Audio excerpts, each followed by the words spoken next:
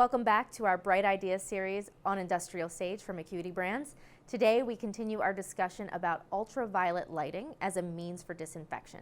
I'm joined today by Gary Trott, Vice President of Technology at Acuity Brands. Gary, let's dive a little bit deeper into the different technologies and how they all work. First, what are some of the sources of UV light? Some of the sources you'll know real well, like LED technology, and some that are very similar to fluorescent technology. Ones that you don't know as well probably are xenon, and the ones that you really won't know is excimer.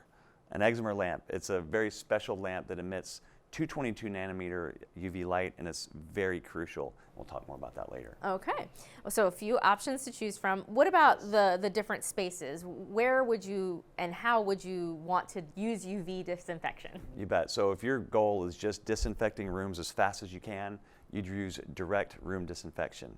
If your goal was to reduce the amount of airborne particles, then you might use upper air room disinfection. And then if you really want to keep the amount of pathogens in the space as low as you can while people are present, then continual room disinfection. Okay, so a couple different approaches. Let's go through those a little bit in more detail. So the first one you mentioned, intense room disinfection. That's right. So what this is they can use either pulse xenon or the fluorescent type lamps. And what this does, it'll very rapidly disinfect a room when people aren't present. And so it could be used for, say, in a hospital and a patient bedroom. When you're changing the room over, go through and clean what you typically do, but also add another layer of protection by rapidly disinfecting it, say for half an hour, or during a lunch break at school, or possibly even a receiving dock. The key differences amongst the different technology, for instance, pulse xenon, is probably the more modern approach that's a lot smaller and can disinfect very rapidly. So very lot faster disinfection, but the key there is people cannot be in the space. Exactly. And then you mentioned upper room air disinfection. Yes. Can you tell me a little more about that? You bet. So with that, rather than the UV being pointed down, it goes up. So there's this band at the top of the room, about top 25% of the room, and as pathogens are breathed out or circulated through the room, they pass through this light or the UV, and they get disinfected and recirculated back down. So it continually cleans the air in that space.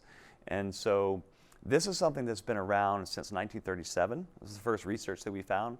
And the Philadelphia day schools had a measles outbreak, and this helped slow down the transmission of that. Oh, wow. So it's been proven, and it's also been used in tuberculosis clinics and homeless shelters. Oh, okay. All right, and then the last one you mentioned was continual room disinfection. So I'm guessing it's continuously disinfecting all the time in the space. That's right, and while people are there. Okay. And that's the power of it. People can be present, and you can still meet safety guidelines and disinfect. And the reason why is that technology is 222 nanometer that's filtered. And so the physics of that is such that as it, say, lands on your skin, it doesn't penetrate the dead layer on the top. It doesn't get to living tissue. Same with your eye.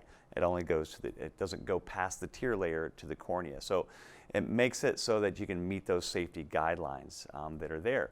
And so if you think about that, what's so powerful about that is that, you know, with direct room disinfection, you can really disinfect, say, overnight, but as soon as someone walks in, the room begins to get disinfected or gets infected again, right? But with this, as soon as people begin to introduce pathogens into the space, they start to be reduced over time. So that's very important. So it flattens that curve a bit and allows the space to be continually disinfected while people are present and meet safety guidelines.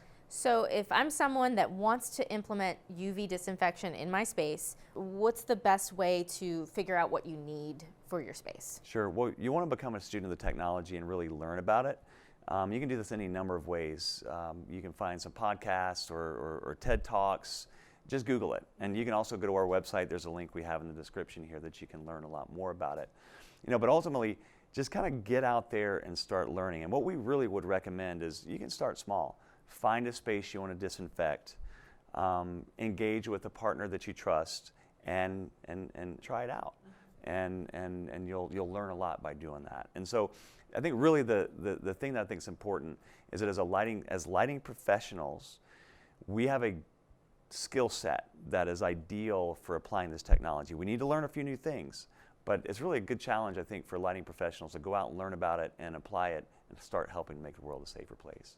Gary, thank you for joining us, giving us all this insight into UV lighting. It sounds like a lot is to come in the near future. Join us for our next episode of Bright Ideas. We are going to look at switchable lighting technology.